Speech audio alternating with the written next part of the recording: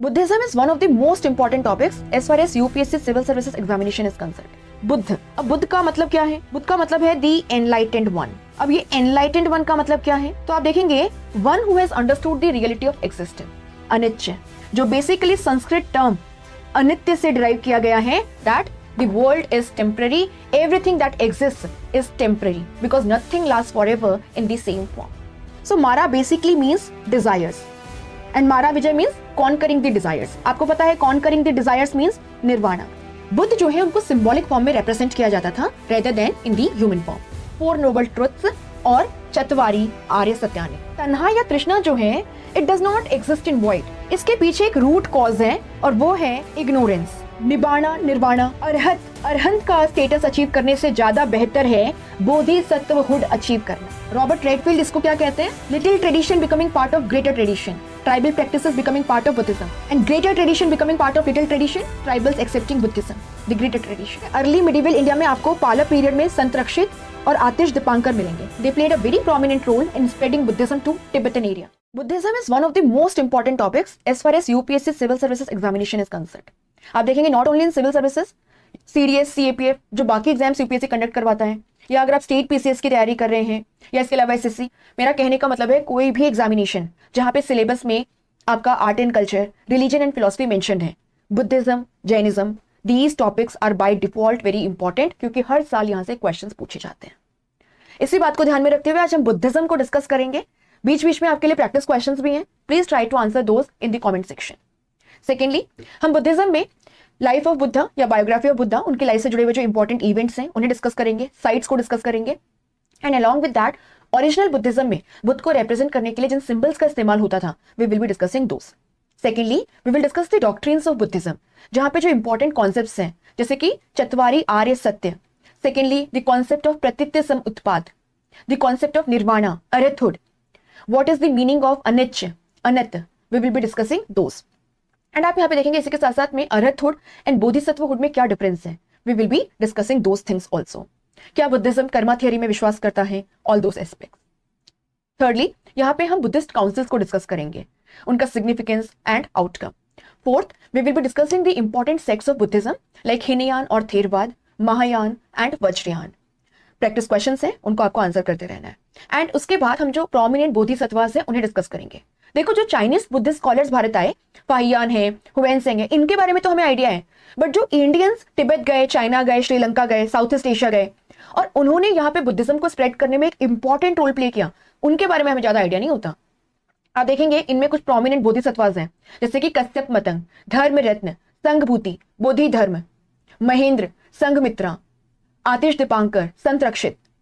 हम इनके बारे में भी थोड़ा सा डिस्कशन जो है वो करेंगे क्योंकि क्वेश्चंस पूछे जाते हैं। और इसी के साथ जो बुद्धिस्ट लिटरेचर है, specially the Tripitakas, the Pali canonical literature, इनको भी हम यहाँ पे डिस्कस करेंगे। So this is all what we will be discussing in today's session. Let's begin. So सबसे पहले यहाँ पर हम बुद्धिज्म का मीनिंग देखेंगे।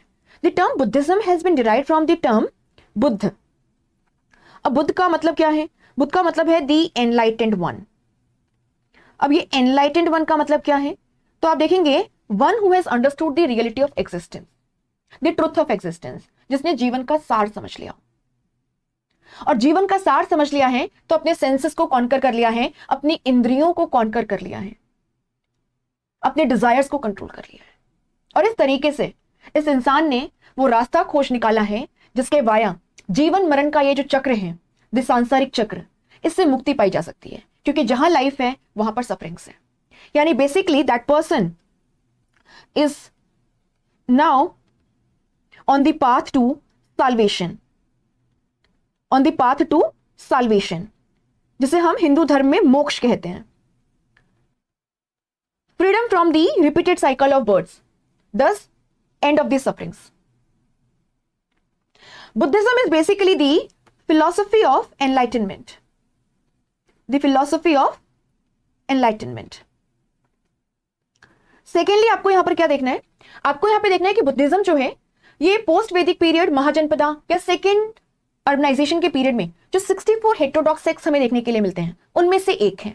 सो it is one among the 64 heterodox sects those emerge during the post Vedic period. ये जो heterodox sects हैं जिनको हम नास्तिक स्कूल्स ऑफ इंडियन फिलोसफी कहते हैं, दरअसल इनका एमर्जेंस जो वैदिक ब्राह्मणिकल रिलीजन है which was marked by monopoly of the priestly class, too much of ritualism, rampant cattle sacrifice, उसके अगेंस्ट प्रोटेस्ट करते हुआ। दूसरा आप यहां पर क्या देखेंगे, आप यहां पे देखेंगे कि they were also against the varna based social order which was now marked by rigidity and hierarchy. Specially यहाँ पे जो क्षत्रियाज हैं और जो आपके वैश्य वर्ण से आने वाले लोग हैं उन्हें बहुत दिक्कत थी। ऐसा क्यों? क्योंकि आप देखेंगे कि क्षत्रियाज जो हैं they were controlling all the power and authority and still they had been given the second rank in the social status. The producing classes, the Vaishya varna was placed at the third rank and they were looked down upon by the Brahminical class. Obviously they had issues with the Brahmins being at the top of the social ladder. थोड़ा सा इसको समझ है ना, आप समझ लेना है एंड आपके लिए आगे का लेक्चर जो है वो आसान हो जाएगा। आम आदमी भी परेशान था because of to much of ritualism. आपका जो सेकंड अर्बनाइजेशन का पीरियड है, पोस्ट वैदिक पीरियड है, this is basically a period of बर्जियनिंग agriculture. एक एग्रीकल्चरल इकोनॉमी जो है वो कैटल सेक्रीफाइस को अफोर्ड नहीं कर सकती। आप हमारे directive principles of state policies को देख लीजिए, वहां पर भी ये बात हुई है कि जो मिल्क गिविंग एनिमल्स हैं they should not be slaughtered. तो इस तरीके से almost every section of the society had a problem with the Brahmanical Vedic religion which had developed by the end of the Vedic period. उसके against resistance movement शुरू हुए जिसमें आप देखेंगे कुछ 64 हेटेरोडॉक्स सेक्ट्स हमें देखने के लिए मिलते हैं, जिसमें से जैनिज्म, बुद्धिज्म, आजीविका एंड चारवाक फिलॉसफी बहुत पॉपुलर हुई और बुद्धिज्म और जैनिज्म जो है ये फुल प्लेजेड रिलीजन के रूप में डेवलप हुए। चलिए अब आगे चलते हैं। सबसे पहले हम बुद्ध की बायोग्राफी के बारे में देखेंगे। तो आप देखेंगे कि बुद्ध जो है he is regarded as the founder of Buddhism. Buddha was born as Siddhartha Gautama और इनके फादर शुद्धोधन जो है वो आप देखेंगे शाक्य ट्राइब के हेड थे। शाक्य ट्राइब के हेड थे। आपको ध्यान होगा Shakya republic which was present within the extended territories of Kaushal Mahajanapada. Shakya republic की कैपिटल थी कपिलवस्तु और यहां पे लुम्बिनी वन में जो आजकल नेपाल में है, लुम्बिनी को पहले रुमिनदेई के नाम से भी जाना जाता था, रुमिनदेई। यहां पे बुद्ध का जन्म हुआ 563 BCE में ऑन द डे ऑफ बैसाख पूर्णिमा। इनकी मदर महामाया जो है वो कौशलन प्रिंसेस थी and she died during the child birth. इनकी जो फोस्टर मदर है प्रजापति गौतमी, उन्होंने ही इनका पालन पोषण किया। तो आप देख पा रहे हैं यहां पर कि बुद्ध जो हैं वे एक क्षत्रिय फैमिली से आते हैं, दूसरे शाक्य ट्राइब से आते हैं, इसीलिए आगे चलकर इनको शाक्य मुनि भी कहा गया, शाक्य मुनि भी कहा गया। और यहां से और क्या इंटरप्रेट किया हमने कि बुद्ध जो हैं वे बेसिकली एसोसिएटेड हैं शाक्य रिपब्लिक से और इसी के साथ साथ कौशल महाजनपद से। नाउ यहां पे बुद्ध बड़े होने लगे और आप देखेंगे कि 16 साल की उम्र में ही उनकी शादी जो है वो यशोधरा के साथ कर दी गई। दरअसल भविष्यवाणी हुई थी कि इस बच्चे के मन में विरह पैदा होगा, ये बच्चा जो है ये जो सांसारिक जीवन है उससे ऊब जाएगा और इस तरीके से एस्थेटिक बन जाएगा। तो इससे बचने के लिए पेरेंट्स ने पहले ही शादी कर दी। एक बच्चा भी हुआ राहुल। बट आप यहाँ पे देखेंगे कि बुद्ध जो है वो कॉन्स्टेंटली परेशान रहते थे, आई मीन सिद्धार्थ गौतम। एक बार उन्होंने अपना जो सारथी है चन्ना उससे कहा कि मुझे नगर भ्रमण के लिए ले चलिए और नगर भ्रमण के द्वारा ही विटनेस्ड 4 साइट्स। यहाँ पे एक बूढ़ा आदमी उनको दिखाई दिया जो काफी ज्यादा पेन में था, एक बीमार आदमी डिजीज्ड मैन, देखा कितना पेन है, कितने पेन में है, कितना सफर कर रहा है। उसके बाद में एक डेड बॉडी को ले जाते हुए देखा। जब सारथी से पूछा तो सारथी ने कहा कि हम सबका अंत यही है। तो बुद्ध जो है वो ये रियलाइज कर रहे हैं कि life is full of suffering, life is full of suffering. But वहीं पे वो क्या देखते हैं, एक एस्थेटिक, एक फकीर को देखते हैं जिसके पास कुछ भी नहीं है बट वो बहुत खुश है। अब उनके मन में ये सवाल उठता है कि अगर life is full of sufferings और अंततः इस फकीर को भी एक दिन मरना है तो ये खुश कैसे है। अब बुद्ध ना काफी ज्यादा लॉजिकल थे। उन्होंने ये अंदाजा लगाया कि अगर लाइफ में सफरिंग्स हैं तो इसका कुछ तो कॉज होगा। अगर हम इस कॉज को पता कर लेते हैं तो हम इन सफरिंग्स को ओवरकम कर पाएंगे और इस तरीके से लाइफ में जो सफरिंग्स हैं उनको कम करते हुए एक अच्छा जीवन जो है वो जी सकते हैं। So at the age of 29 he left his house और यहाँ पे इनके सारथी चन्ना जो है वे उनको लेकर के गए और यहाँ पे इनका घोड़ा था कंठक। कहा जाता है ये घोड़ा जो है यही वो पाथ बना जिसपे चल करके बुद्ध ने एनलाइटनमेंट प्राप्त किया, अपने सेंसेस को कॉन्कर किया, अपने डिजायर्स को कंट्रोल किया और बुद्ध हो गए, एनलाइटेंड हो गए। ये इवेंट बुद्धिज्म में बहुत इंपॉर्टेंट है और इसे कहा जाता है Mahabhinishkramana. Mahabhinishkramana, the great departure, the great departure, the renunciation event. अब इसके बाद बुद्ध जो हैं वे सच की खोज में इधर उधर थोड़ा भटकते रहे। उस समय के जो प्रोमिनेंट टीचर्स हैं, है ना, अलारा कलाम है, उदक रामपूत हैं, इनसे मिले और आप देखोगे कि टीचर्स के कहने पे उन्होंने बहुत ज्यादा कड़ी तपस्या की। बट देन उनको ये समझ आ गया कि इन सब से उन्हें अपना आंसर नहीं मिल रहा, why there is suffering in life, जिसका आंसर ढूंढने के लिए वे गृह त्याग करके आए थे। तो अब उन्होंने डिसाइड किया कि वे खुद सच का पता लगाएंगे। आप यहां पे देखेंगे कि वे सेनानी नाम के एक गांव में थे और यहां पर एक लड़की सुजाता के द्वारा उनको खीर दी गई। इस खीर को पी करके बुद्ध को काफी ज्यादा रिलीव्ड महसूस हुआ। वे काफी दिनों से भूखे थे, है ना, तो उनसे कहा गया था कि अगर आप कड़ी तपस्या करेंगे, भूखे रहेंगे, प्यासे रहेंगे, तो आप सच को पता कर सकते हैं। लेकिन जब बुद्ध ने ये रियलाइज किया कि शरीर के लिए खाना कितना जरूरी है, तब उनको ये रियलाइज हुआ that the extremities should be avoided. जो भी एक्सट्रीम पाथ है, ना तो आप बहुत ज्यादा इंडल्ज करें और ना ही आप बहुत ज्यादा ऑस्टियर लाइफ जो है उसकी तरफ जाएं। बीच का जो रास्ता है वो सबसे बढ़िया है और यहां से आप देखेंगे मध्यम मार्ग, मिडिल वे, बुद्धिज्म का ये जो डॉक्ट्रीन है वो आता है। अब बुद्ध जो है वे बोध गया में एक पीपल वृक्ष के नीचे बैठ गए और उन्होंने डिसाइड किया कि वे मेडिटेट करेंगे और जब तक उनको आंसर नहीं मिल जाता वे यहां से नहीं उठेंगे। अल्टीमेटली आप यहां पे देखेंगे कि जब वे मेडिटेशन के लिए बैठे, उनको बहुत तरह तरह के जो ख्याल हैं वे परेशान कर रहे थे।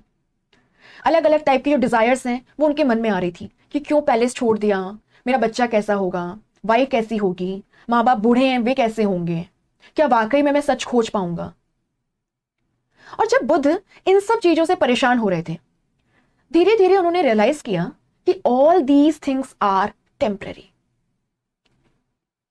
The world is in a constant flux, the world is constantly changing, nothing last for ever in the same form. चाहे आपकी बॉडी है, इमोशंस हैं, पेन है, प्लेजर है, रिलेशनशिप्स हैं, कोई भी फिनोमेना है, nothing last for ever in the same form. The world is in a constant flux.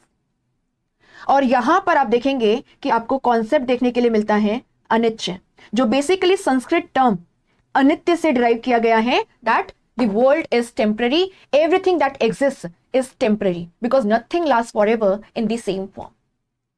और जब उनको यह समझ में आ गया कि एवरीथिंग इज टेम्पररी, जिन चीजों के बारे में वो सोचकर परेशान हो रहे हैं वो आज हैं, हो सकता है कल ना हो, तो इस तरीके से आप क्या देखोगे, he conquered his senses and thus he was able to control his desires और वे हो गए the enlightened one,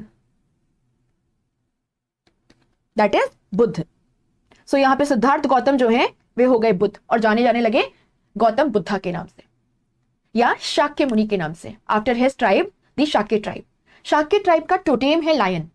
और आप देखिएगा कि जो बुद्धिस्ट स्ट्रक्चर्स हैं जैसे कि अशोकन पिलर्स, वहां पे बुद्ध को रिप्रेजेंट करने के लिए लायन का इस्तेमाल होता है। ये जो पर्टिकुलर इवेंट है जहां पे बुद्ध ने अपने सेंसेस को कॉन्कर कर लिया और इस तरीके से अपने डिजायर्स को कंट्रोल कर लिया, जिसके वजह से उनको एक पीस महसूस हुई, है ना, द इवेंट ऑफ एनलाइटनमेंट, इसे कहते हैं he attained nirvana, he attained nirvana. So nirvana means controlling the desires. This can be done only by conquering the senses, and this is possible when you understand the reality of existence, the truth of existence, that everything is temporary, nothing lasts forever in the same form.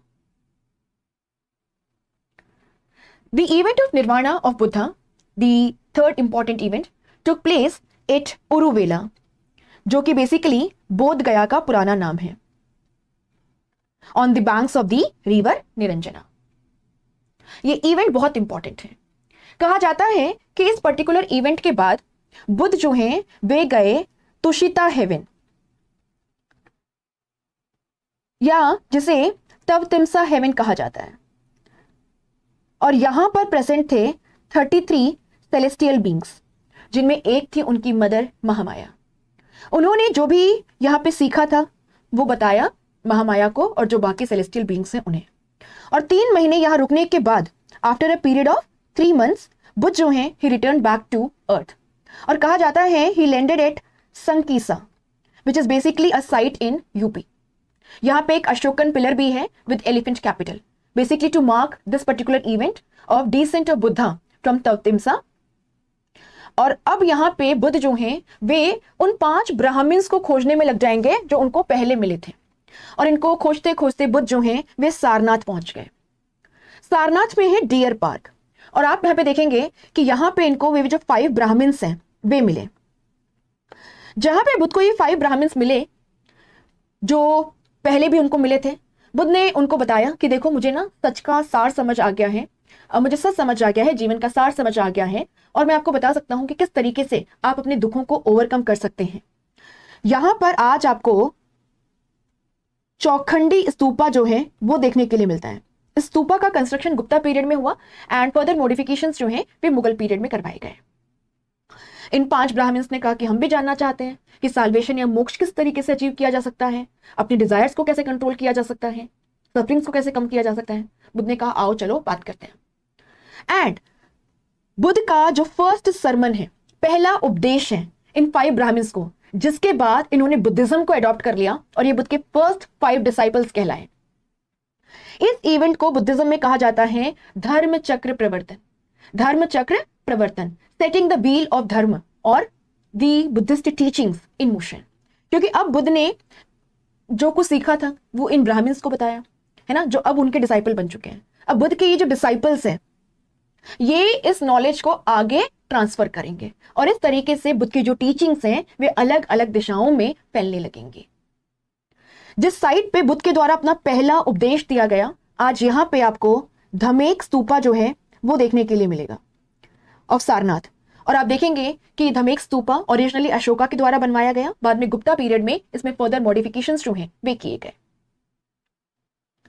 Now यहां पे एक concept आता है अरहत, अरिहंत या अरहत का। सो अरहत, अरहंत या Arihant. So Arhat basically means a perfect person, a perfect being. और एक परफेक्ट बीइंग कौन है? जो एनलाइटेंड है, one who has conquered the senses and thus has controlled the desires.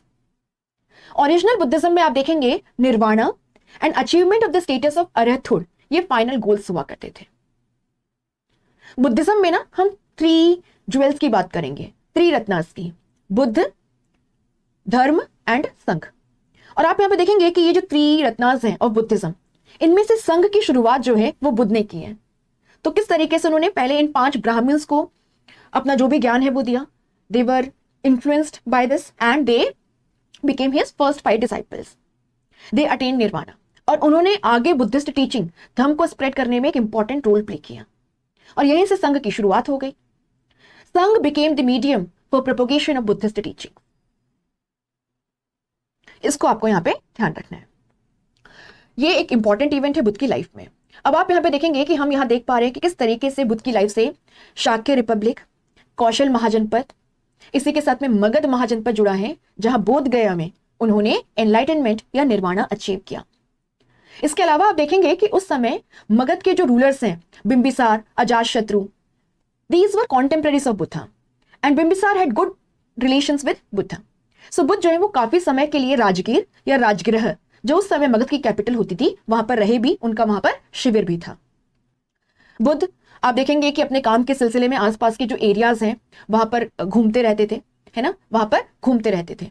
और आप देखेंगे उनका जो फर्स्ट सरमन है that is the event of Dhamma Chakra Pravartana, it took place at Sarnath, Kashi Mahajanapada में आ जाएगा ये।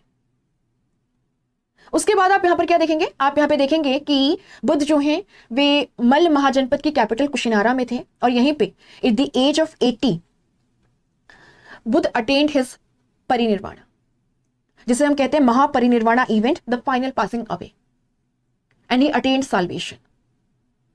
सो इस तरीके से आप देख सकते हैं शाक्य रिपब्लिक है ना, बर्थ प्लेस है कपिलवस्तु में लुम्बिनी वन, मदर कौशल एंड प्रिंसेस है, and Shakya republic was located within the territories of Kaushal Mahajanapada. साथ ही में हमने देखा कि जो निर्वाणा इवेंट है that took place at Bodh Gaya. सो बोध गया मगध में है, राजगृह में इन्होंने अपना बेस भी बनाया था, तो मगध महाजनपद इनके लिए इंपॉर्टेंट हो गया। वाराणसी जो है वो इंपॉर्टेंट हो गया, मल्ल महाजनपद जो है वो इनके लिए इंपॉर्टेंट हो गया।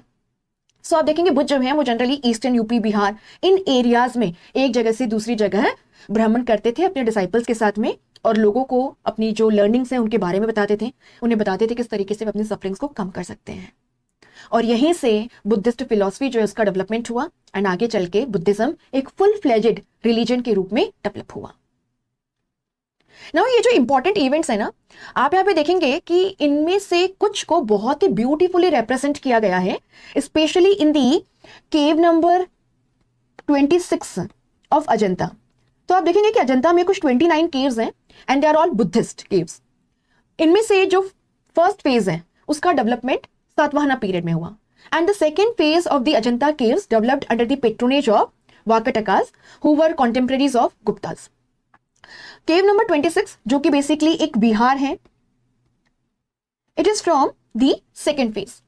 अब यहां पे आप देखेंगे कि बुद्ध से जुड़े हुए हमें कुछ पैनल्स देखने के लिए मिलते हैं, और आप यहां पे देखिए एक पैनल है जिसमें बुद्ध बैठे हुए हैं, और उनका जो राइट हैंड है उसका इंडेक्स फिंगर इस तरीके से मदर अर्थ की तरफ पॉइंट कर रहा है। This particular panel is known as Mara Vijay. मारा विजय, अभी क्या है मारा विजय? सो मारा बेसिकली मीन्स डिजायर्स, एंड मारा विजय मीन्स कॉन्करिंग द डिजायर्स। आपको पता है conquering the desires means nirvana. यानी केव नंबर 26 में ये जो मारा विजय पैनल है, Mara Vijay panel, it is associated with Buddha's nirvana. It is associated with Buddha's nirvana.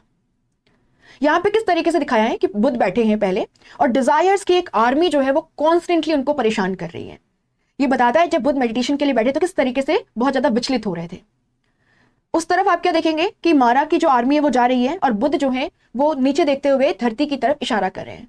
यहां पे वे बता रहे हैं कि mother earth is witness to the fact that I have conquered my senses, I have defeated the desires, and still he is very humble. So he is seen looking down, है ना, जो eyes हैं वो completely इस तरीके से नीचे देखते हुए हैं। इसी के साथ में आप देखोगे कि केव नंबर 26 में एक बहुत सुंदर एक है ना ह्यूज स्कल्पचरल पैनल आपको देखने के लिए मिलेगा, and this is associated with the event of Mahaparinirvana, the final passing away of Buddha, है ना। He achieved freedom from the cycle of repeated birth and thus end of his sufferings. और यहाँ पे बुद्ध को रिक्लाइनिंग पोजिशन में दिखाया जाता है, वे बहुत शांत भाव से लेटे हुए हैं यहाँ पर, है ना। एंड आप यहाँ पे देखेंगे कि उनके जो डिसाइपल्स हैं दुखी हैं, बट जो ऊपर सेलेस्टियल बींग्स हैं they are showering flowers on him. इसके अलावा आप देखोगे कि सारनाथ जो है वो जुड़ा हुआ है बुद्ध की फर्स्ट सरमन से, पहले उपदेश से। तो जो Sarnath school of sculpture making develop हुई गुप्ता पीरियड में, उसमें भगवान बुद्ध की बहुत सारी इमेजेस बनाई गई, और आप देखेंगे इसमें धम्म चक्र प्रवर्तन इवेंट से जुड़ी हुई जो इमेज है वो बहुत इंपॉर्टेंट है। और यहाँ पे आपको एक बुद्धिस्ट मुद्रा देखने के लिए मिलेगी, जिसमें बेसिकली आप यहाँ पे देखेंगे इस तरीके से दो सर्कल्स बनाए गए हैं, और आपका जो राइट हैंड है उसका पाम आउटवर्ड से और इस तरीके से इस फिंगर को टच कर रहा है, और इस तरीके से एक व्हील बनाने की कोशिश की है as if it is revolving. Dhamma Chakra Pravartana मुद्रा। अब अगर हम यहाँ पे डिस्कस करें कि बुद्ध की लाइफ से जुड़े हुए इंपॉर्टेंट इवेंट्स कौन कौन से हैं, तो आप यहाँ पर क्या देखेंगे? आप यहाँ पे देखेंगे कि हमने देखा किस तरीके से उनका बर्थ बहुत इंपॉर्टेंट है।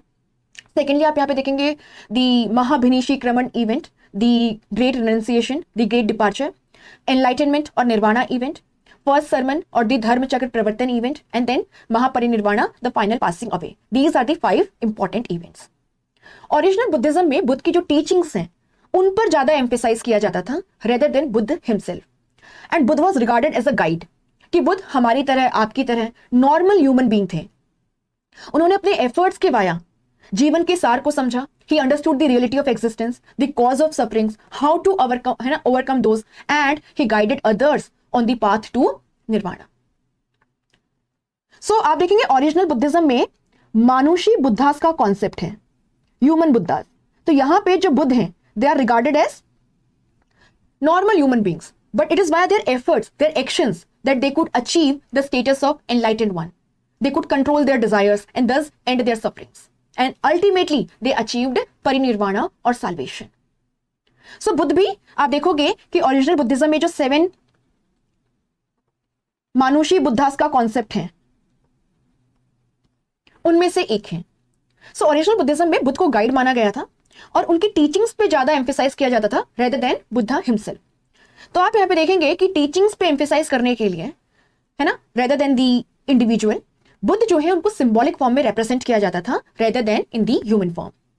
उनके जो बर्थ से जुड़ा हुआ इवेंट है उसको जनरली आप देखेंगे व्हाइट एलिफेंट, बुल या लोटस से रिप्रेजेंट किया जाता है. अब ऐसा क्यों? तो आप यहाँ पे देखेंगे कि जब महामाया ने बुद्ध को कंसीव किया तो उनको एक सपना आया था that a white elephant is entering her womb, the divine elephant entering her womb. इसीलिए यहाँ पे एलिफेंट से इसको रिप्रेजेंट किया जाता है. और आप देखेंगे कि एलिफेंट जो है वो कुछ वैल्यूज को सिंबलाइज करता है, जैसे कि wisdom, patience, strength, power. Buddha का जब जन्म हुआ तो जो ज़ोडिएक कॉन्स्टेलेशन है इट वाज वृषभ लगन, है ना, इट वाज वृषभ. वृषभ को रिप्रेजेंट किया जाता है बुल से, और इसीलिए आप देखेंगे कि बुद्ध का जो बर्थ वाला इवेंट है उसको बुल से भी रिप्रेजेंट किया जाता है. And bull stands for strength, Vitality, energy, power. या इसको लोटस से रिप्रेजेंट किया जाता है जो कि प्योरिटी को रिप्रेजेंट करता है. उनका जो रिनंसिएशन वाला इवेंट है उसको हॉर्स से रिप्रेजेंट किया जाता है, क्योंकि आपको पता है कि जो घोड़ा कंठक है it became basically the medium via which Buddha could achieve his nirvana. Enlightenment वाला जो इवेंट है उसे बोधि वृक्ष से रिप्रेजेंट किया जाता है because it is under the peepal tree, the Bodhi Vriksha, that Buddha attained his nirvana. या इसको एम्प्टी थ्रोन से रिप्रेजेंट किया जाता है. उनका जो पहला उपदेश है धम्म चक्र प्रवर्तन, उसको व्हील से रिप्रेजेंट किया जाता है. तो now time to test what we have learn so far. आपके स्क्रीन पर यूपीएससी सिविल सर्विसेज प्रीलिम्स 2015 से एक क्वेश्चन है जहां पे कहा गया है कि दिए गए किंगडम्स अवंती, गांधार, कौशल, मगध में से कौन कौन से जो किंगडम्स हैं वे बुद्ध की लाइफ से एसोसिएटेड हैं. आपके पास 4 ऑप्शन से ए, बी, सी, डी, और आपको करेक्ट आंसर को कमेंट सेक्शन में मेंशन करना है. Let's see the second question. ये आपका एनडीए लेवल 1 2022 से है और यहाँ पे कहा गया है कि अर्ली बुद्धिज्म में बुद्ध को रिप्रेजेंट करने के लिए किन किन सिंबल्स का इस्तेमाल होता था. उसे दिए गए ऑप्शंस में से कौन सा ऑप्शन करेक्टली मेंशन करता है. मोस्ट एप्रोप्रिएट आंसर को आपको चूज करना है एंड कमेंट सेक्शन में मेंशन करना है. Now let's discuss the doctrines of Buddha. Buddha जो है उनका कहना था कि लाइफ में 4 सत्य हैं, 4 नोबल ट्रुथ्स और 4 आर्य सत्यानि. क्या क्या है? फर्स्ट जो नोबल ट्रुथ है वो है life is full of sufferings, दुख. और ये बुद्ध ने बहुत पहले रियलाइज कर लिया था. आपको याद है कि उन्होंने एक बूढ़े व्यक्ति को देखा, एक बीमार व्यक्ति को देखा, एक डेथ बॉडी को देखा. तो लाइफ में पेन और सफरिंग तो है, पर दूसरी तरफ उन्होंने एक फकीर को भी देखा और उसका भी अंत तो वही होना था, लेकिन वो बहुत खुश था. तो बुद्ध यहां पे कहते हैं life is full of sufferings, this is a truth, this is a fact. Buddha बहुत रैशनल है, बहुत लॉजिकल है. उनका कहना है कि अगर कोई चीज एग्जिस्ट करती है तो उसका कॉज होगा. अगर हमने कॉज को पता लगा लिया तो हम इस पर्टिकुलर दुख को ओवरकम कर सकते हैं. सो वो क्या कह रहे हैं? दुख अगर एग्जिस्ट करता है, it is a reality, then there must be a cause behind it, Samudaya. According to Buddha, tanha, trishna, the unceasing desires, constant craving for the material things, the temporary things is the cause of suffering. क्योंकि जब तक वे Dzire से परेशान थे, है ना, बार बार life के सुखों के बारे में सोच रहे थे, तब तक उनका मन अशांत था. बट जैसे ही उन्होंने रियलाइज किया कि these all are temporary, है ना, अनिच या अनित्य, life is constantly changing, the world is in a constant flux, he could overcome his desires and thus he became an enlightened one. Buddha हो गए वो. तो वो क्या कहते हैं कि तन्हा या तृष्णा, अनसीजिंग डिजायर्स जो हैं, they give us pain, they make our life miserable. But Buddha का ये कहना है कि तन्हा या तृष्णा जो है it does not exist in void. इसके पीछे एक रूट कॉज है और वो है इग्नोरेंस. इग्नोरेंस या फिर अविद्या. इग्नोरेंस या फिर अविद्या. Ignorance with respect to what? हम ये समझ ही नहीं पाते कि जिन चीजों के लिए हम कॉन्स्टेंटली क्रेव करते हैं, डिजायर करते हैं, those are temporary. Ignorance with respect to the fact that the world is temporary. अनित्य, या जिसको बुद्धिज्म में अनित्य कहा गया है। अब यहां पे एक कॉन्सेप्ट आता है प्रतीत्य सम उत्पाद का, the doctrine of dependent origination. क्या कहता है ये? जो कुछ भी एग्जिस्ट करता है, all phenomena including the physical objects, mental states, experiences are result of a chain of interdependent causes and conditions.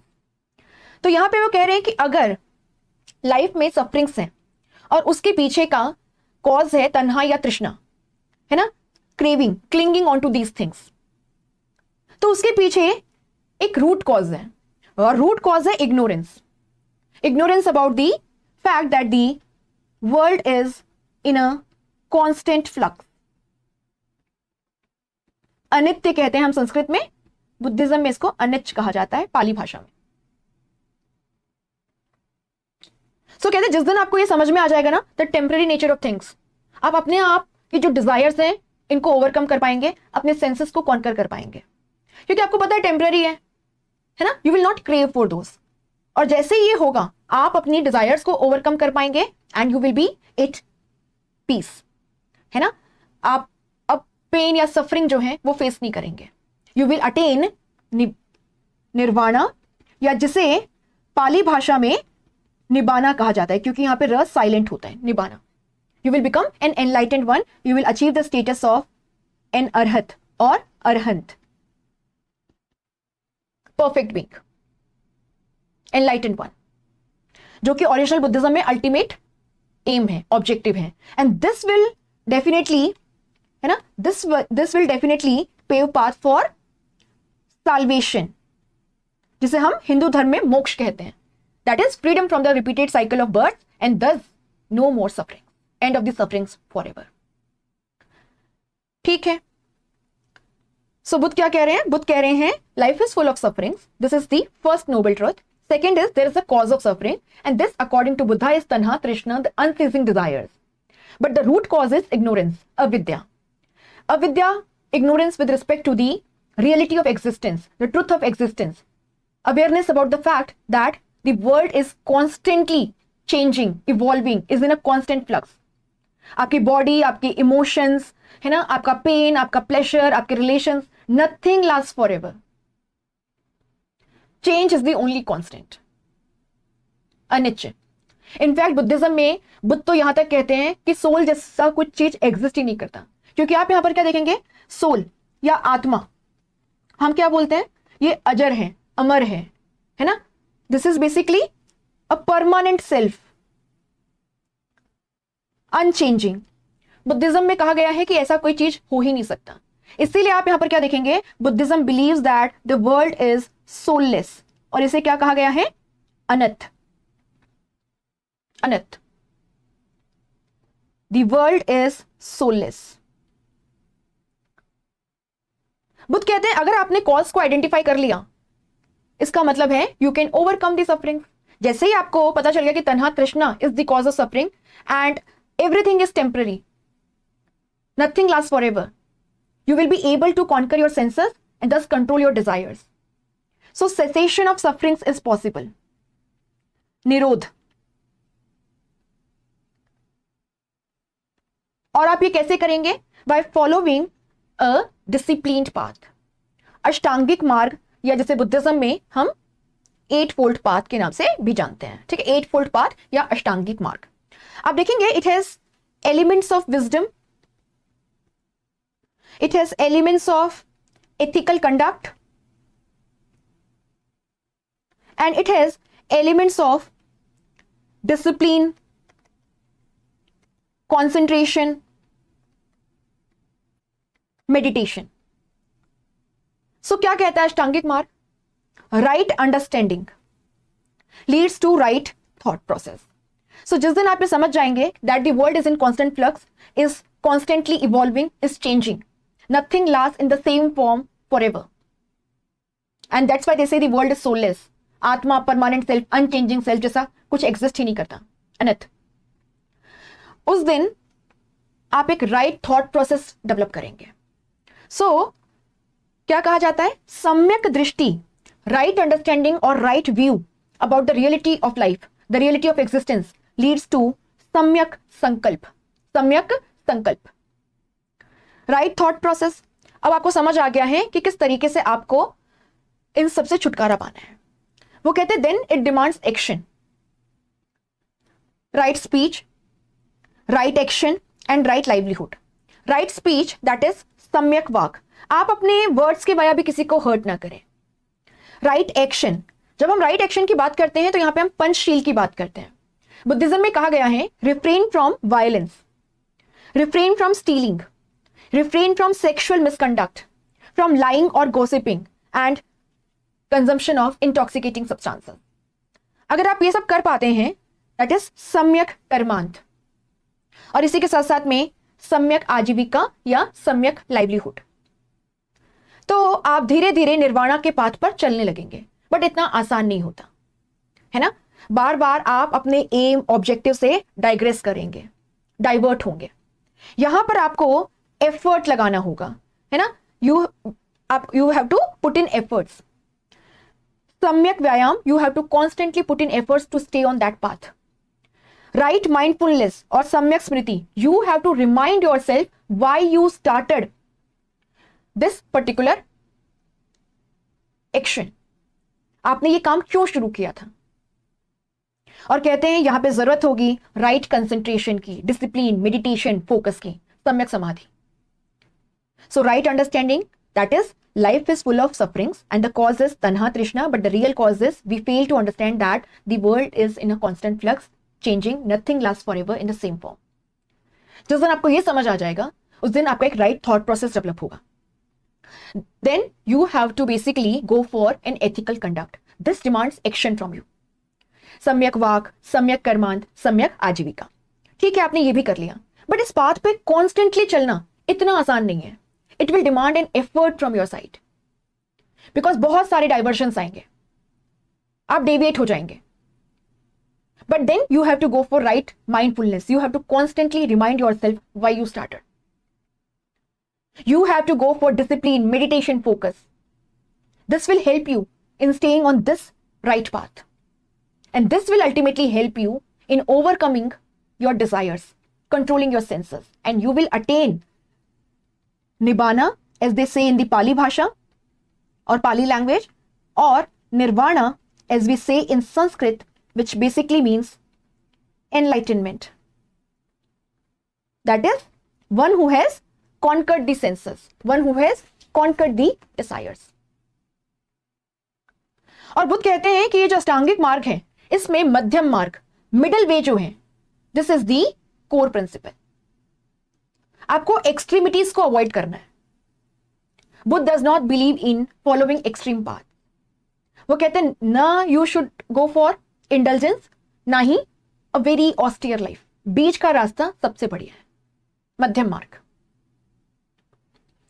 ठीक है, तो ये हो गया द फोर नोबल डॉक्ट्रिन्स, और यहां पे हमने कॉन्सेप्ट्स को भी देखा। बुद्धिज्म में there are 3 ratnas, Buddha the teacher, Dhamma his teachings, and Sangha which basically became the medium for propagation of his teachings, the harmonious community of believers. आप देखेंगे इन 3 रत्नास में से केवल संघ की शुरुआत जो है वो बुद्ध के द्वारा की गई। बाकी बुद्ध के महापरिनिर्वाणा के बाद बुद्ध और उनकी टीचिंग्स भी उतनी ही सेक्रेड हो गई जितनी की संघ, and they became the 3 Ratnas of Buddhism. आपको ध्यान होगा जब हम स्तूपा आर्किटेक्चर पढ़ते हैं तो यहां पे हम पढ़ते हैं कि किस तरीके से जो हर्मिका है उसके अंदर ये जो पूल है इस पे हमको 3 डिस्क देखने के लिए मिलती है, and these 3 disc basically represent what? These 3 discs represent what? They represent the 3 ratnas of Buddhism: Buddha, Dhamma and संघ।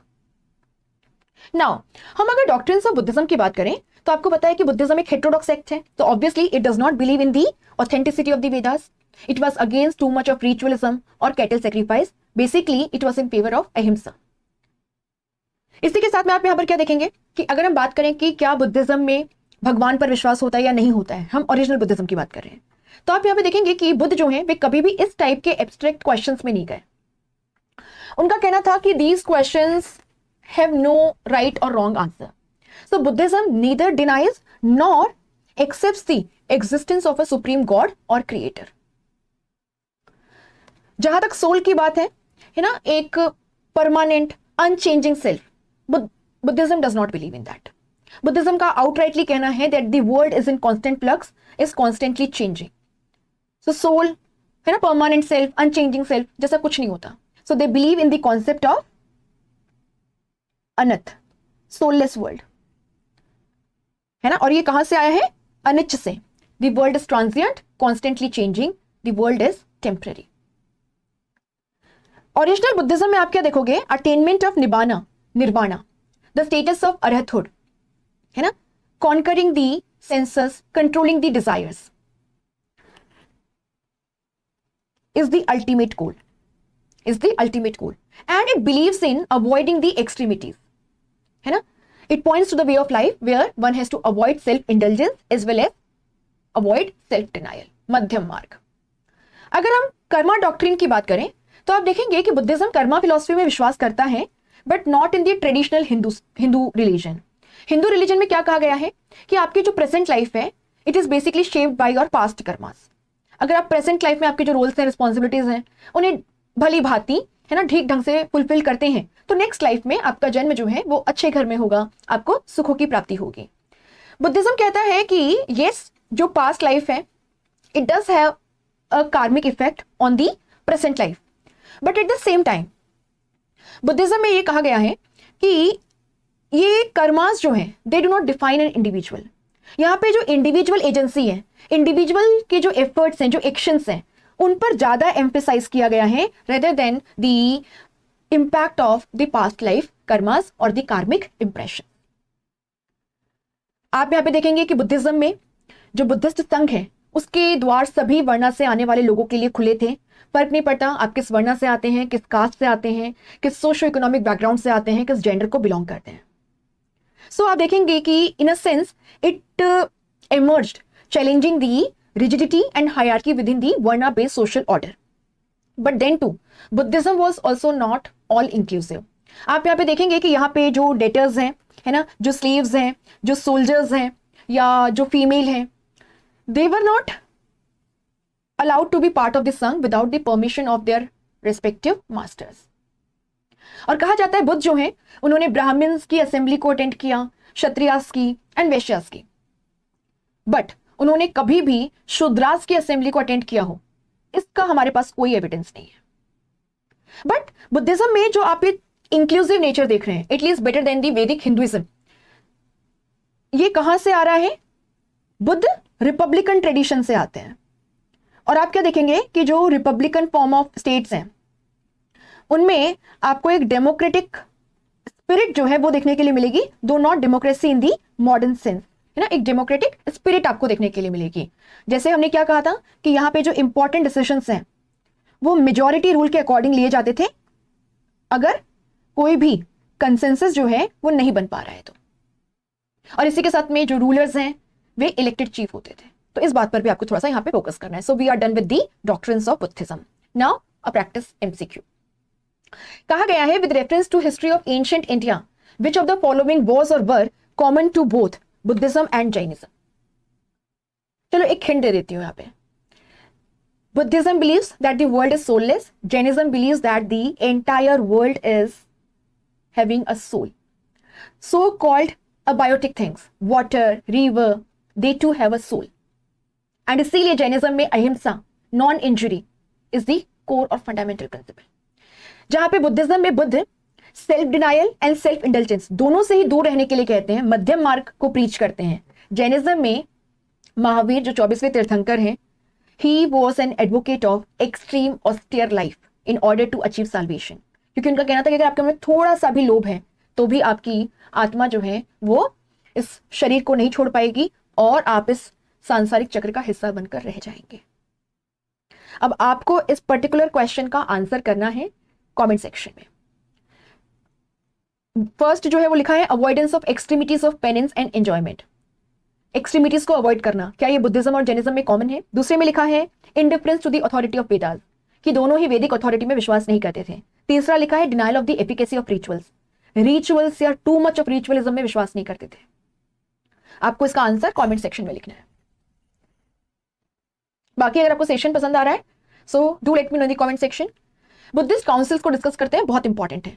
आप देखेंगे कि जो फर्स्ट बुद्धिस्ट काउंसिल है, it was organised in 483 BCE, immediately after the Mahaparinirvana of Buddha. क्योंकि बुद्ध के महापरिनिर्वाण के बाद ये क्वेश्चन उठा कि अभी तक तो बुद्ध थे हमें गाइड करने के लिए, लेकिन अब कौन गाइड करेगा? तो जो बुद्ध की टीचिंग्स हैं उनको हमें कंपाइल करना चाहिए। और इसी के साथ में बुद्ध के द्वारा संघ में जो मॉन्क्स हैं, जो भिक्खूज एंड भिक्खुनीज हैं, है ना, the male and the female Monks respectively, उनके लिए जो कोड ऑफ कंडक्ट है, इन सबको हमें कंपाइल करना चाहिए, अदरवाइज इश्यूज हो सकते हैं। तो इस बैकग्राउंड में फर्स्ट बुद्धिस्ट काउंसिल को ऑर्गेनाइज किया गया and it was organized under the patronage of Ajatashatru, the ruler of Magadh, who belong to the Haryanka dynasty. और कहाँ हुई? मगध की उस समय की जो कैपिटल है राजगृह, वहां पर, इन दी सप्तपर्णी और the Saptaparni caves. This was presided by the Buddhist monk Mahakashyap. यहाँ पे बुद्ध के जो फेवरेट डिसाइपल्स हैं आनंद एंड उपाली, उनके द्वारा बुद्ध की जो टीचिंग्स हैं एंड बुद्ध के द्वारा जो मॉन्क्स के लिए code of conduct lay down किया गया था, उसको रिसाइट किया गया। आप यहाँ पे देखेंगे आनंद जो हैं उनके द्वारा बुद्ध की जो टीचिंग्स हैं, बुद्ध के जो सरमन्स हैं, उन्हें रिसाइट किया गया, which were ultimately collected in a Pali text Sutta Pitaka. अब देखो सूत जो है ना, ये आया है संस्कृत शब्द स्तोत्र से, which basically means what? Formula. So Buddhist formula, Buddha का जो फॉर्मूला है, बुद्ध की जो टीचिंग है, पाली में र साइलेंट होता है तो इसको सूत कर दिया गया, सूत पिटाका। और उपाली जो है उनके द्वारा बुद्ध के, है ना, बुद्ध के द्वारा मॉन्क्स के लिए जो रूल्स रेगुलेशंस बनाए गए थे कि they should follow this particular conduct, उससे रिसाइट किया गया था and it was compiled in another Pali text Vinaya Pitaka. Vinaya means आचरण, conduct. So Vinaya Pitaka is basically a compilation of the rules as far as the code of conduct that was expected from the Buddhist Sangh members was expected.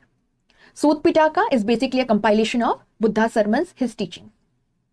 And these Pali texts are basically canonical in nature.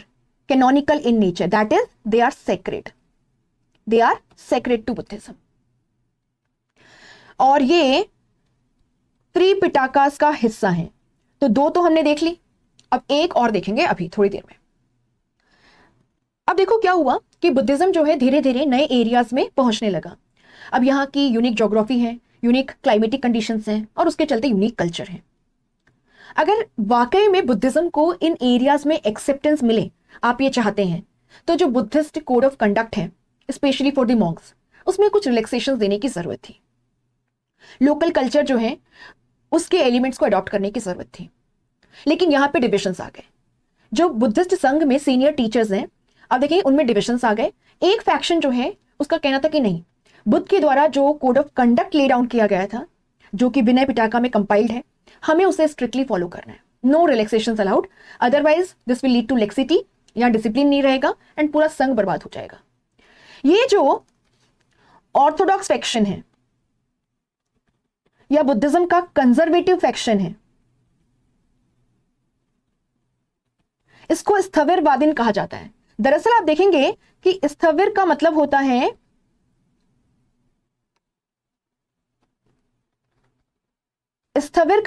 है elders, और आपको पता है वाद means philosophy, those who believe in the philosophy of the elders that there should be no laxity, no relaxations in the laid down code of conduct. But then there were others जो Buddhism को rapidly नए नए areas में पहुंचाना चाहते थे, है ना, चाहते थे कि बुद्धिज्म को यहाँ पे एक्सेप्टेंस मिले, बुद्धिज्म यहाँ पर पॉपुलर हो। उनका कहना था कि given the unique geographical conditions, climatic conditions and the culture, हमें यहाँ पे ले डाउन कोड ऑफ कंडक्ट में कुछ रिलैक्सेशंस अलाउ करने चाहिए और लोकल कल्चरल एलिमेंट्स को अडॉप्ट करना चाहिए। ये जो संघ को और इसी के साथ साथ में बुद्धिज्म को स्प्रेड करना चाहते थे, ये कहलाए महासंघिकास। तो महासंघिकास जो है ये लिबरल फैक्शन को रिप्रेजेंट करते हैं, जहां स्थविरवादिन्स ऑर्थोडॉक्स या कंजर्वेटिव फैक्शन को रिप्रेजेंट करते हैं। अब ये जो डिविजन्स क्रिएट हो गए थे, इनको रिजॉल्व करने के लिए सेकंड बुद्धिस्ट काउंसिल जो है वो 383 BCE में ऑर्गेनाइज की गई under the patronage of the ruler of Magadh Kala Ashoka from the Shishunaga dynasty. और ये कहां ऑर्गेनाइज की गई? काल अशोका के समय मगध की कैपिटल थी वैशाली, वहां पर। This was presided by the Buddhist monk Sabakami. ये डिविजन्स अभी टाइम बीइंग के लिए तो सप्रेस कर दिए गए है ना, they were swept under the carpet, but आप देखेंगे बहुत जल्दी फोर्थ बुद्धिस्ट काउंसिल में स्थविरवादिन्स और महासंघिकास के बीच में जो डिफरेंस है ये ओपन में आ जाएंगे, और महासंघिकास से ही बुद्धिज्म का जो महायान सेक्ट है वो इवॉल्व होगा, और स्थविरवादीन जो हैं ये थेरवाद या हिनयान स्कूल का पार्ट बनेंगे। नाउ अशोका के समय ये डिफरेंसेस और ज्यादा बढ़ने लगे थे, तो अशोका जिन्होंने कलिंग वॉर के बाद में बुद्धिज्म को अडॉप्ट कर लिया था, उनके द्वारा अपनी कैपिटल पाटलिपुत्र में थर्ड बुद्धिस्ट काउंसिल को ऑर्गेनाइज किया गया। This was presided by the Buddhist scholar Moggaliputta Tissa. तो Moggaliputta Tissa is basically a contemporary of Ashoka. यहां पे अशोका ने बहुत क्लियरली कहा कि जो सीनियर्स कह रहे हैं उनकी बात को मानिए, और साथ ही में बुद्ध की टीचिंग्स के पीछे जो कोड ऑफ कंडक्ट है उसके पीछे का जो लॉजिक है उसको लोगों तक पहुंचाने के लिए, ताकि वे ओरिजिनल टीचिंग्स और कोड ऑफ कंडक्ट का मतलब समझें, और यहाँ पे जो रिलैक्सेशंस की डिमांड है वो क्यों गलत है ये समझ पाए। जो बुद्धिस्ट लॉजिक है ना, बुद्धिस्ट टीचिंग्स के पीछे, कोड ऑफ कंडक्ट के पीछे, इसे कंपाइल किया गया द थर्ड पाली टेक्स्ट है ना, in the form of the third Pali text out of the Tripitakas और Tipitakas, Abhidhamma Pitaka. So Abhidhamma Pitaka basically consist of the philosophy, the logic behind Buddha's teachings and the code of conduct that had been laid down in the original Buddhism. Third Buddhist council के बाद अशोका के द्वारा अलग अलग directions में Buddhist missionaries को भेजा गया टू स्प्रेड बुद्धिज्म, और इसी समय इनके जो बेटे हैं महेंद्र और जो बेटी है संघमित्रा, उनको सिलोन या श्रीलंका भेजा गया, जहां आज भी बुद्धिज्म जो है वो एक मेजर रिलीजियन है। आपको ध्यान होगा सिन्हाला बुद्धिस्ट कम्युनिटी है ना, डोमिनेंट कम्युनिटी है, बस अब वो पीसफुल नहीं है, इतना डिफरेंस है। फोर्थ बुद्धिस्ट काउंसिल की अगर हम बात करें तो again it was also organised in the wake of the differences which were now in the open, और ये कनिष्क जो कुशाणा रूलर हैं उनके पेट्रोनेज में कश्मीर में ऑर्गेनाइज की गई, कश्मीर के कुंडलवन में। It was presided by Vasumitra and अश्वघोष, दीज टू स्कॉलर्स। और यहां पे आप देखोगे कि बुद्धिज्म में दो सेक्ट्स इवॉल्व हो गए है ना, Buddhism got divided into two sects. जो महासंघिकास हैं वहां से आया महायान सेक्ट, और ये महायान वाले जो हैं इन्होंने जो ओरिजिनल बुद्धिज्म है जिसको हम थेरवाद भी कहते हैं, क्यों? क्योंकि थेराज मीन्स होता है सीनियर और दी रिस्पेक्टेड टीचर्स। तो बुद्धिज्म में आपको थेराज एंड थेरीज ये शब्द मिलेगा। थेरीज फीमेल टीचर्स के लिए, थेराज मेल टीचर्स के लिए। तो सीनियर या रिस्पेक्टेड टीचर्स उनकी फिलॉसफी में विश्वास करते हैं, जो बेसिकली ओरिजिनल बुद्धिज्म की टीचिंग्स में विश्वास करते हैं, थेरवाद। इनको महायान वालों ने कह दिया हिनयान। तो फोर्थ बुद्धिस्ट काउंसिल में महासंघिकास जो ग्रुप हमें देखने के लिए मिला था सेकंड बुद्धिस्ट काउंसिल में, वहीं से महायान सेक्ट का इमर्जेंस हुआ। इन्होंने खुद को महायान कहा, ग्रेटर व्हीकल, क्योंकि इनका क्लेम था कि अगर आप हमारे बताए हुए रास्ते पे चलेंगे तो ज्यादा से ज्यादा लोग जो हैं वे साल्वेशन प्राप्त कर सकते हैं। So they basically wanted to democratize the path to salvation, make it more easy, liberal.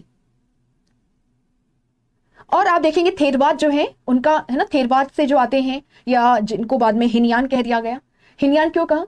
क्योंकि महायान सेक्ट के लोगों का मानना था कि जो ओरिजिनल बुद्धिज्म है या थेरवाद है, अगर आप उसकी टीचिंग्स में विश्वास करेंगे तो बेसिकली बहुत कम लोग जो हैं उन्हें ही साल्वेशन या मोक्ष प्राप्त होगा।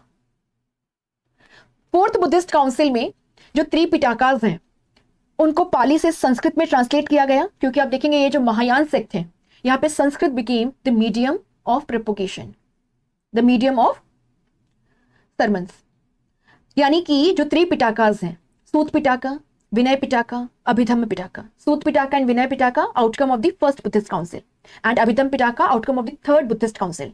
इन्हें महायान जो न्यूली इमर्जिंग सेक्ट है, the liberal sect which wanted to democratise the path to salvation, make it more compassionate, liberal,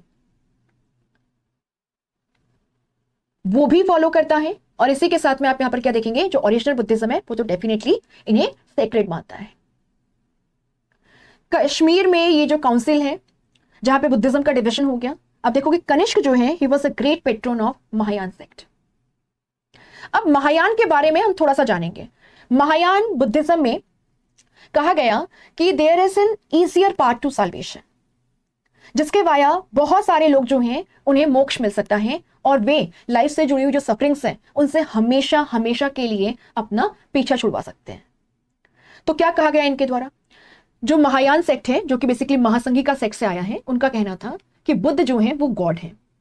सो बुद्ध को यहां पे एक सुपर नेचुरल एंटिटी का टैग दे दिया गया। अब अगर बुद्ध हैं तो जो लेजर गॉड्स हैं वे भी होंगे।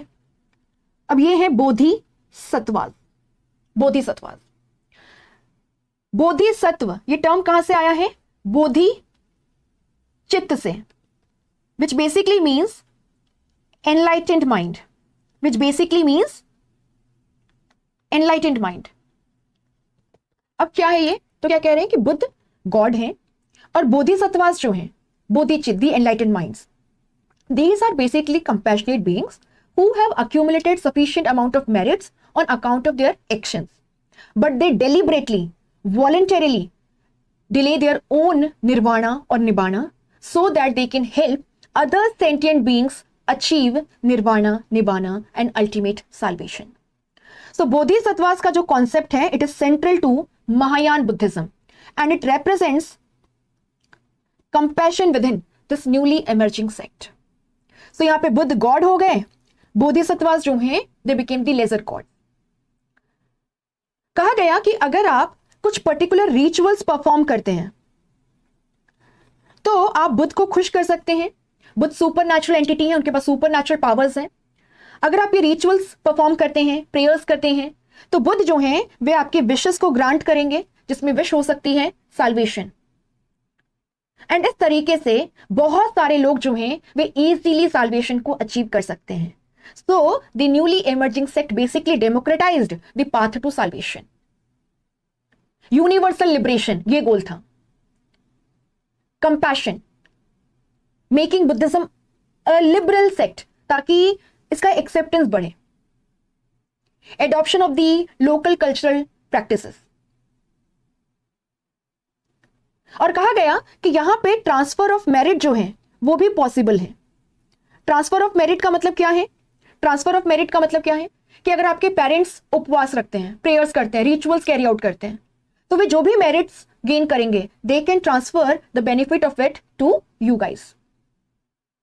सो यहां पे बुद्ध गॉड हो गए, supernatural entity with supernatural powers जो आपको साल्वेशन ग्रांट कर सकते हैं अगर आप रिचुअल्स के वाया, प्रेयर्स के वाया उन्हें खुश करें। Transfer of merit is also allowed.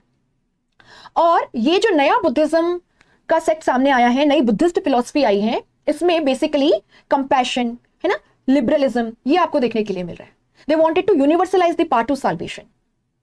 Bodhisattva का जो कॉन्सेप्ट है वैसे ही आपको हिनयान में भी देखने के लिए मिलेगा, थेरवाद, ओरिजिनल बुद्धिज्म में भी और महायान में भी। लेकिन महायान में ये कोर प्रिंसिपल है, क्योंकि महायान बुद्धिज्म में कहा जाने लगा निबाना है ना, निर्वाणा, अरहत या अरहंत का स्टेटस अचीव करने से ज्यादा बेहतर है बोधिसत्वहुड अचीव करना। क्यों? क्योंकि बोधिसत्व जो है वे कंपैशनेट हैं, है ना, दे आर सेल्फलेस। ये खुद इस सांसारिक चक्र का हिस्सा बने रहते हैं ताकि ये बाकी जो है ना लोग हैं, जो सेंटिएंट बीइंग्स हैं, उन्हें निर्वाणा निबाना अचीव करने में, उनके पेन्स को कम करने में मदद कर सके। वहीं पे अरहत या अरिहंत का जो कॉन्सेप्ट है उसमें individual is basically striving for his own nirvana, nibbana और एनलाइटनमेंट। वो सेल्फिश कॉन्सेप्ट है। साथ ही में रॉयल क्लास का पेट्रोनेज गेन करने के लिए they chose Sanskrit as the medium of their sermons और preachings rather than Pali, which was the case with the original Buddhism. अब बुद्ध जो है उनको सिंबल से नहीं, वे गॉड हैं, उनको एंथ्रोमॉर्फिक फॉर्म में, ह्यूमन फॉर्म में रिप्रेजेंट किया जाने लगा। और आप देखेंगे यहीं पे आपकी जो स्कूल्स ऑफ स्कल्पचर मेकिंग है which developed under the patronage of Kanishka, the Gandhara school in the north west and the Mathura school which developed in and around the second capital of Kanishk, Mathura, they emerged, जहां पे बुद्ध की images बनाई जाने लगी। तो ये आपको थोड़ा सा समझना है। और आप देखोगे क्योंकि महायान सेक्ट लिबरल है, लोकल कल्चरल ट्रेड्स को भी एक्सेप्ट करने को तैयार है, ये रैपिडली स्प्रेड होगा, specially during the time period of Kushanas, क्योंकि आपको पता है Kushanas had a very strategic location on the silk route. तो सिल्क रूट के माध्यम से ये आसपास के जो एरियाज हैं वहां पे पहुंचने लगा, लोकल कल्चरल एलिमेंट्स को अडॉप्ट किया, पॉपुलैरिटी बढ़ी, और इस तरीके से बुद्धिज्म जो है वो रैपिडली स्प्रेड हुआ, hence the name greater vehicle और महायान।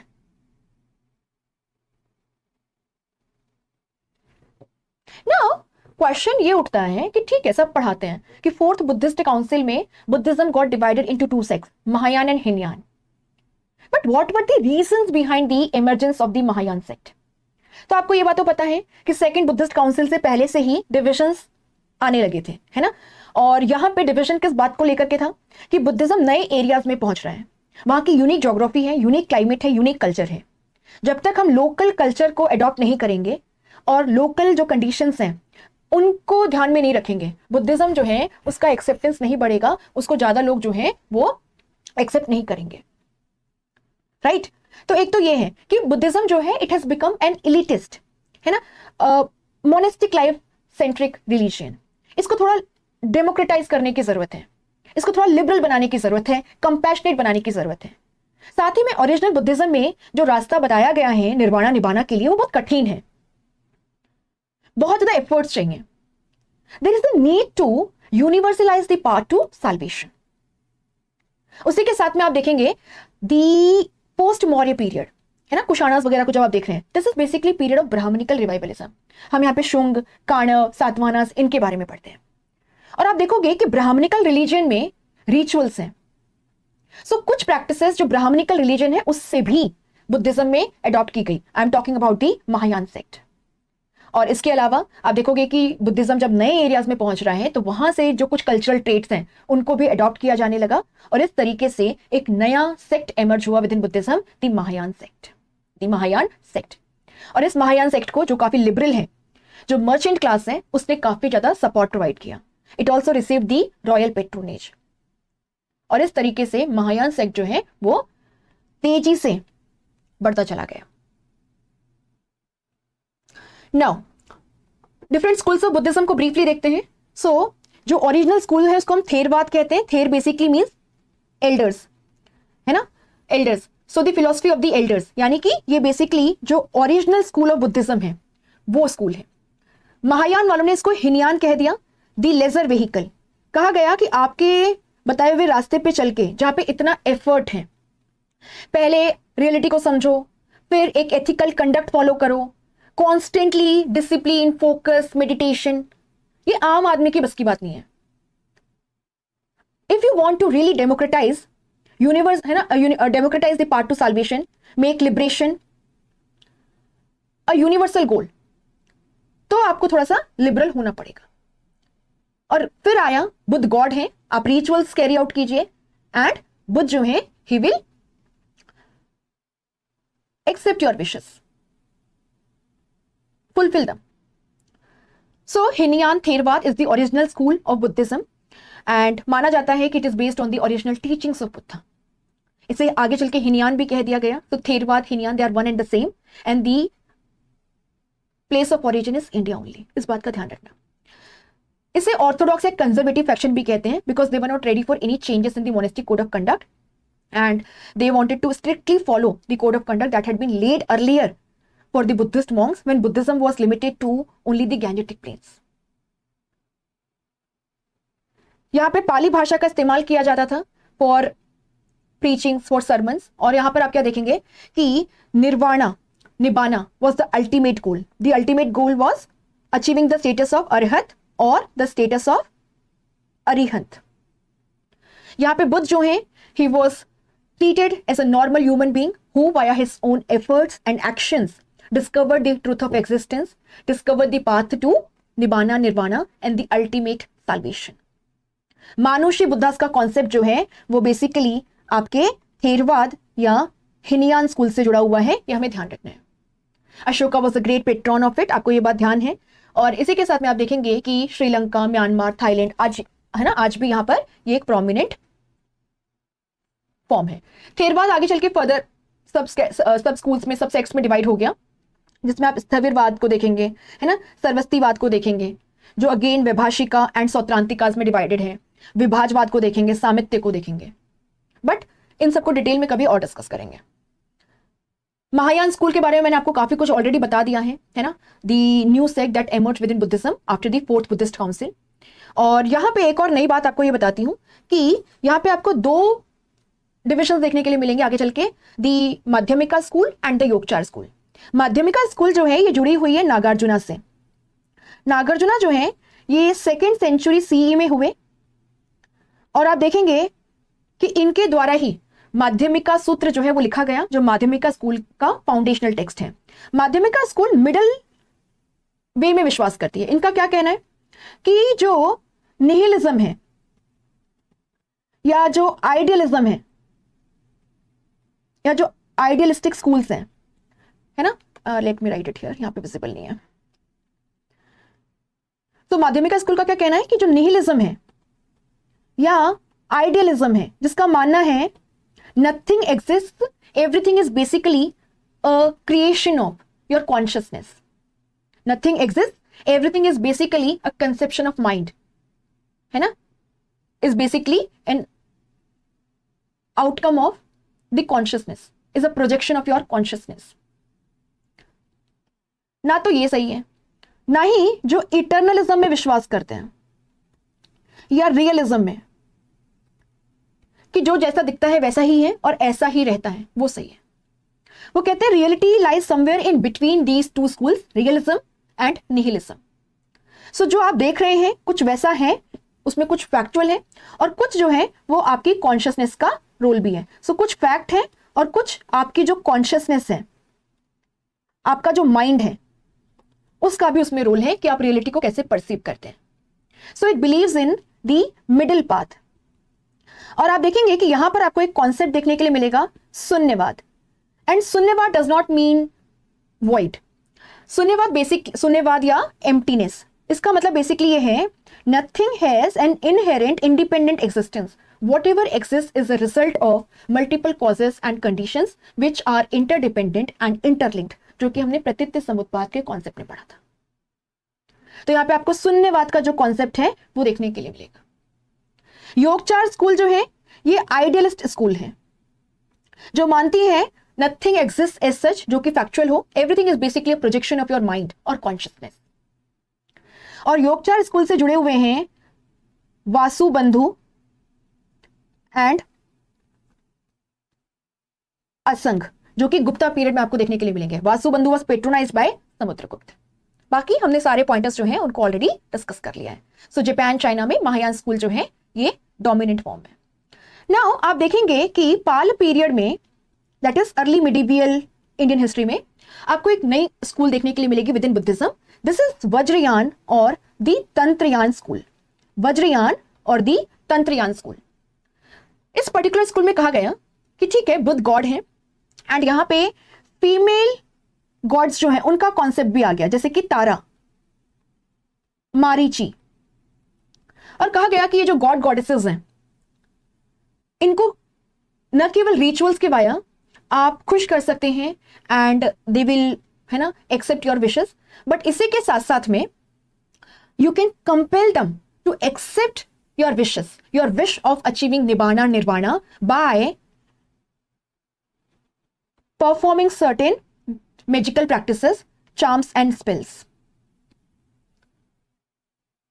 जो पाल डायनेस्टी है, it basically patronise the Vajrayana school of Buddhism and आप देखेंगे Vikramashila university, the foundation of which was laid down by Dharmapala, the second ruler of Pala dynasty. It became an important centre of Vajrayana और Tantrayana form of Buddhism. Now ये नया form of Buddhism क्यों आया? तो आप यहां पे देखेंगे दरअसल बुद्धिज्म जब ट्राइबल एरियाज में गया तो यहां पे देखा गया कि ट्राइबल्स जो हैं ये फीमेल गॉड्स को बहुत मानते हैं, चार्म्स एंड स्पेल्स में बहुत विश्वास करते हैं, तंत्र में, मंत्र में। तो ट्राइबल, है ना, जो ट्राइबल प्रैक्टिसेस हैं they were adopted within the Mahayana Buddhism. और इस तरीके से ट्राइबल्स जो है उन्होंने बुद्धिज्म को एक्सेप्ट कर लिया। रॉबर्ट रेडफील्ड इसको क्या कहते हैं? Little tradition becoming part of greater tradition, tribal practices becoming part of Buddhism, and greater tradition becoming part of little tradition, tribals accepting Buddhism, the greater tradition. आपके जो हिमालयाज हैं, है ना, जो हिली एरियाज हैं इंक्लूडिंग तिब्बत, नेपाल, भूटान, लद्दाख, अरुणाचल प्रदेश, इन एरियाज में आपको Vajrayana form of Buddhism जो है वो देखने के लिए मिलता है। सो आप यहां पर क्या देख रहे हैं, आप यहां पे देखेंगे कि अगर हम वज्रयान बुद्धिज्म को देखें तो आप ये देख सकते हैं ऑरेंज शेडेड पोर्शन। आप यहां देखेंगे थेरवाद ओरिजिनल बुद्धिज्म आपको Sri Lanka, Burma, south east Asia में देखने के लिए मिलता है। अगर हम महायान की बात करें तो China, Japan, China, Korea, Japan, यहां पर आपको देखने के लिए मिलेगा। बट बुद्धिज्म अगर हम इंडिया में बात करें तो आप यहां पर क्या देखेंगे कि only 0.7% of India's population, of India's total population follows Buddhism. यानी कि जो प्लेस ऑफ ओरिजिन है वहां पे बुद्धिज्म का एक सिग्निफिकेंट डिक्लाइन हो चुका है। ऐसा क्यों, हम इन्हें डिस्कस करेंगे और इसी के साथ में हम यहां पर यह भी देखेंगे कि बुद्धिज्म की पॉपुलैरिटी के पीछे रीजंस क्या थे and how it declined. But before that question for you. So यहां पे महायान बुद्धिज्म के फीचर्स को लेकर आपसे क्वेश्चन पूछा गया है। कुछ फीचर्स दिए हैं जैसे कि deification of Buddha, treading the path of Bodhisattvas, image worship and rituals, और कहा गया है इन फीचर्स में से कौन कौन से फीचर्स महायान बुद्धिज्म से जुड़े हुए हैं। 4 ऑप्शन हैं आपके पास, ABCD, करेक्ट आंसर आपको कमेंट सेक्शन में मेंशन करना है। नाउ अगर हम बुद्धिज्म के पॉपुलैरिटी के रीजंस को ब्रीफली देखें तो आप देखेंगे इसमें एक बुद्धिज्म का जो लिबरल एटीट्यूड है, जो डेमोक्रेटिक एटीट्यूड है, और इसी के साथ में जो मध्यम मार्ग पर फोकस है रेदर देन एक्सट्रीमिटीज, है ना, जैसा कि जैनिज्म में था। जैनिज्म में क्या था, एक्सट्रीमिटीज पे फोकस है, austere life, strict discipline, monastic life is compulsory to achieve salvation, all those things are part of Jainism. आप यहां पर क्या देखेंगे कि बुद्धिज्म में जो डेमोक्रेटिक ट्रेडिशन है, लिबरल ट्रेडिशन है, और जहां पर मध्यम मार्ग पर एक बैलेंस्ड पाथ पर फोकस किया गया है, it appealed more to the common man. Add to it Buddha's personality, his rational doctrine, है ना, logical approach, use of Pali language which was understood by the common masses, and then patronisation of the monarchies. जैसे कि आप देखोगे कि आपके मगध के rulers हैं, है ना, कौशल, कौशाम्बी के रूलर्स हैं, और इसी के साथ में आप क्या देखोगे, patronage by the mercantile class. So patronisation by the monarchies, है ना, आपके मगध के रूलर्स हैं, आपके मौर्य डायनेस्टी है, आगे चल के महायान फॉर्म ऑफ बुद्धिज्म आप देखोगे कुशाना डायनेस्टी है, and the liberal donations by the mercantile class. So इससे आप देखोगे बुद्धिज्म जो है वो रैपिडली स्प्रेड हुआ। अगर हम यहाँ पे बात करें the reasons for decline of Buddhism, तो आप यहाँ पे क्या देखेंगे कि with the emergence of new sects, Mahayana Buddhism, है ना, सेक्ट, और दी वज्रयान बुद्धिस्ट सेक्ट, बुद्धिज्म में वे सारी कमियां आ गई जिनके अगेंस्ट लड़ते हुए बुद्धिज्म का ओरिजिन हुआ था।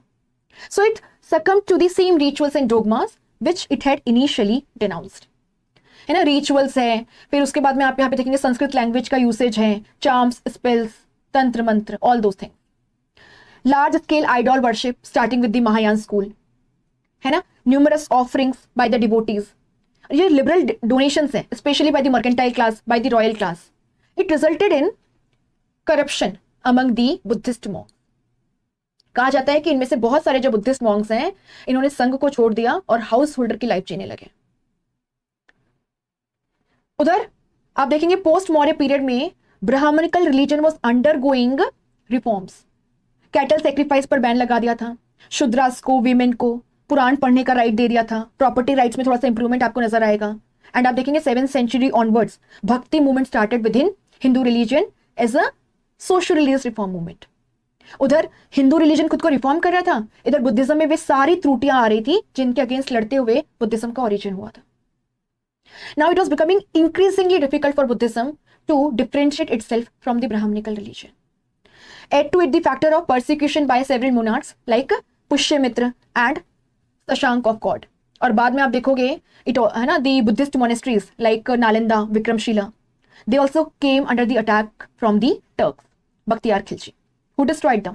So बहुत सारे जो बुद्धिस्ट मॉन्क्स थे यहाँ पे, they fled to Tibet, China, Japan, South East Asia, other parts, and that led to decline of Buddhism in case of India. और आज केवल एक बहुत छोटा सा हिस्सा हमारी जनसंख्या का 0.7% of Indian population is follower of Buddhism. So that's all from my side. बस जाते जाते आपको कुछ prominent Buddhist scholars का नाम बता देती हूँ जो कुछ हमने देख भी लिए हैं। तो आप यहाँ पे देखेंगे कि मोगालीपुत तीसा, इनका नाम हमने देखा, अशोका के समय he was the chairman of the 3rd Buddhist council. Upagupta वो बुद्धिस्ट स्कॉलर हैं जिन्होंने अशोका को बुद्धिज्म के फोल्ड में कन्वर्ट किया। सो he was spiritual Guru of Ashoka. Mahendra Sanghamitra Ashoka के बेटे और बेटी हैं जिन्होंने श्रीलंका में बुद्धिज्म की नींव रखी। नागसेन बुद्धिस्ट स्कॉलर हैं from the Sarvastivada school, one of the subsects within Theravada, 2nd century BC से हैं। मिनांदर या मिलिंद जो इंडो ग्रीक रूलर हैं उनके कॉन्टेम्पररी हैं, और इनसे कुछ क्वेश्चंस पूछे गए थे मिनांदर के द्वारा, कुछ स्पिरिचुअल क्वेश्चंस। जब नागसेन ने उनके कन्विंसिंग आंसर दिए तो मिनांदर या मिलिंद ने बुद्धिज्म को अडॉप्ट कर लिया, और इनके द्वारा एक बुक लिखी गई Milinda Panho, which is basically in Pali, questions of Milinda. Vasumitra की अगर मैं बात करूं तो आप यहां पे देख रहे हैं कि ये बेसिकली कनिष्क के कॉन्टेम्पररी हैं, जस्ट लाइक अश्वघोष, और 4th बुद्धिस्ट काउंसिल से जुड़े हुए हैं, है ना। और ये लोग महायान बुद्धिज्म से जुड़े हैं। नागार्जुना महायान बुद्धिज्म के माध्यमिका सेक्ट के फाउंडर हैं, इनके बारे में हमने ऑलरेडी डिस्कस किया है। इनके द्वारा माध्यमिका कारिका, प्रज्ञ परामिता कारिका, ये जो बुक्स हैं इनको भी लिखा गया है। आर्यदेव इनके डिसाइपल हैं, तो आप देख सकते हैं Nagarjuna Aryadeva, they are associated with the Madhyamika school और the Shunyavada philosophy of Mahayana Buddhism. Arya Asanga Vasubandhu, इनका नाम मैंने आपको बताया, they are associated with the Yogachara school and they belong to the Gupta period. यहाँ पे वासुबंधु जो है उनके द्वारा एक बुक लिखी गई विज्ञ पति मात्रता सिद्धि, है ना, कि किस तरीके से everything is a result of mind और कॉन्शियसनेस। आर्यदेव ये भी गुप्ता पीरियड से हैं, माध्यमिका स्कूल से जुड़े हुए हैं। Dignaga, he is regarded as the founder of the Buddhist logic. Buddhaghosa ये आपके थेरवाद बुद्धिज्म से जुड़े हैं, और इनके द्वारा एक पाली टेक्स्ट लिखी गई विशुद्धि मार्ग, द पाथ टू प्यूरिफिकेशन।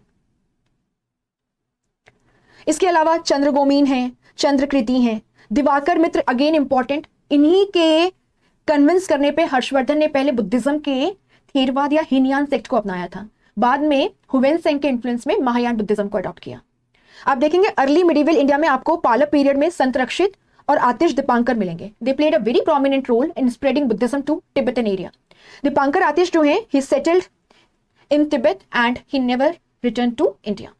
इसके अलावा मैंने आपको कुछ नाम बताए थे, कश्यप मतंग एंड धर्म रत्न, इन्होंने चाइना में बुद्धिज्म की फाउंडेशन को रखा। The white horse temple in China is dedicated to Kashyap Matang.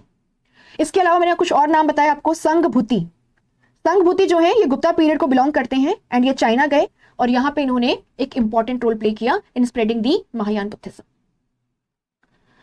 इसके अलावा आप यहाँ पे नॉट महायान बुद्धिज्म, एक्चुअली है ना, सर्वस्तिवाद विनय लिखा है इन्होंने, so he is associated with Theravada Buddhism.